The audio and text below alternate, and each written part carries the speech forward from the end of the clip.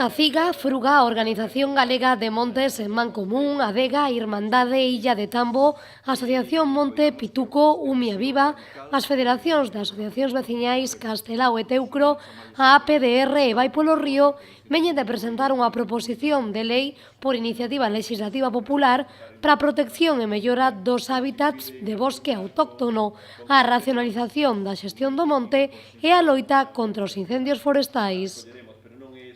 Nos entendemos que o bosque autóctono ten un carácter claramente xa non só defensor do medio ambiente e da fauna, senón tamén incluso ten maior fixación, maior capacidade de generar a largo plazo, porque como temos que traballar en este tipo de plazo, traballar para conseguir maiores beneficios tanto no punto ecolóxico, social, como incluso no económico. A campaña de recollida de sinaturas se prorrogará ata o vindeiro 24 de marzo.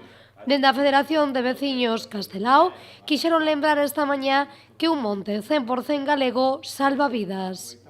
Todo o mundo pudo ver que unha pequena chaira de bosque autóctono salvou unhas persoas de que quedaran queimadas. Xa non é só polo medio ambiente, é polo peligro que conleva unhas plantacións de monoplantación de eucalipto en todas partes.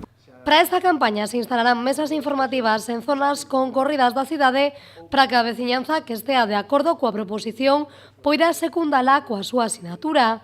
Ademais, tamén se darán charlas e se promoverán mocións nos concellos e nas deputacións de toda Galicia.